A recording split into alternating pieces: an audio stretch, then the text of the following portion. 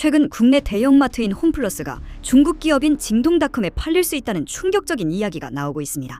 중국계 기업들이 한국 시장에 점차 세력을 확장하면서 안보와 경제적 우려의 목소리도 커지고 있는데요. 그렇다면 이 거래가 실제로 성사될 경우 국내 유통지형은 물론 국제 정세에 어떤 변화가 일어날지 함께 살펴보겠습니다. 홈플러스는 2015년 MBK 파트너스가 많은 빚을 지며 인수를 했습니다. 과도한 부채 부담은 투자, 리뉴얼 지연으로 쿠팡, 마켓컬리 등 온라인 강자에 비해 경쟁력이 크게 뒤처지게 되었죠. 엎친 데 덮친 격으로 코로나19 장기화 영향으로 매출과 영업이익이 모두 후퇴하며 엄청난 영업적자를 기록했는데요. 이에 한국신용평가는 2025년 2월 홈플러스의 기업 어음 CP 및 단기사채 등급을 기존 A3에서 A3-로 하향 조정했습니다. 주요 사유는 이익 창출력과 경쟁력 약화, 과중한 재무 부담 때문이었죠. 홈플러스 기업 가치는 약 2조 5천억 원, 청산 가치는 약 3조 7천억 원으로 평가되며 사업 지속보다 청산이 더 낮다는 결과가 나왔는데요. 이러한 상황에서 유동성 위기에 직면한 홈플러스는 회생계획 인가전 인수합병 M&A를 추진했고 2025년 7월 조건부 인수계약을 시작으로 8월, 9월 본입찰, 9월 말 최종 인수 예정자 선정으로 3개월 내 매각을 마무리할 계획입니다.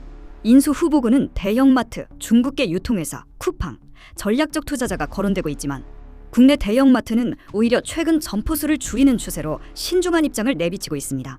중국계 기업에서는 테무, 알리익스프레스, 징둥닷컴이 인수 후보로 거론되고 있지만 징둥닷컴이 가장 유력 후보로 꼽히고 있습니다. 중국판 쿠팡으로 불리는 징둥닷컴은 최근 국내 물류센터를 설립하여 징둥코리아를 통해 물류센터를 운영 중이며 오프라인 유통 모델을 확장 중이고 홈플러스 인수에 가장 적극적이라고 합니다.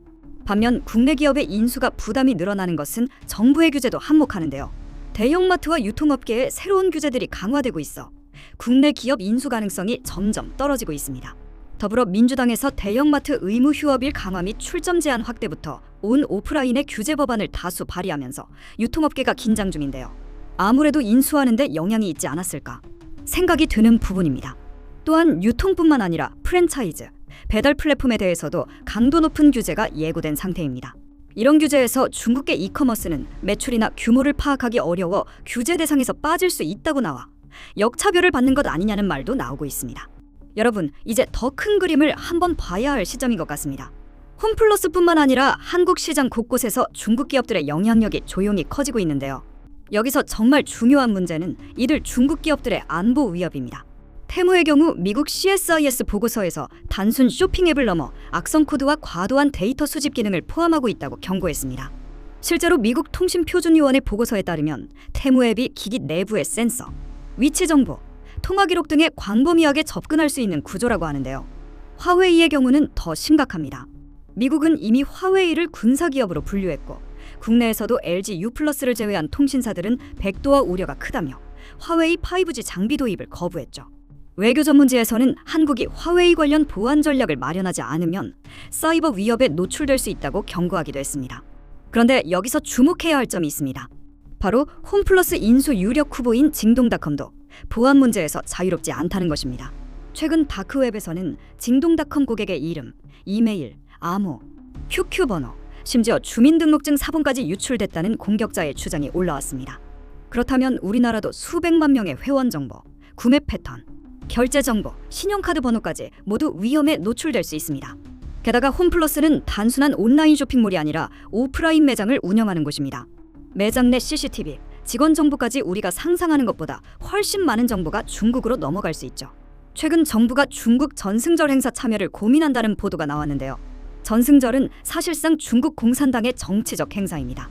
한미동맹을 기반으로 하는 우리나라가 이런 행사에 참여하는 것이 과연 적절할까요? 현재 정부는 친중 행보와 동시에 관세 협상 부진으로 전작권 환수와 주한미군 감축 논의까지 나오고 있습니다. 북한의 핵 위협이 날로 증가하고 중국의 영향력이 확장되는 이 시점에서 미국과의 동맹을 약화시키는 것이 과연 현명한 선택일까요? 지금 우리는 소리 없이 중국 기업들에게 잠식당하고 안보적으로는 미국과 멀어지는 위험한 길을 가고 있는 것은 아닐까요? 홈플러스 매각은 단순한 기업 거래가 아니라 이런 큰 흐름의 일부일 수 있습니다. 홈플러스 매각은 조용한 침략의 시작이 될 수 있습니다. 다음 영상에서도 새로운 이슈로 찾아뵙겠습니다. 구독과 좋아요 부탁드려요. 감사합니다.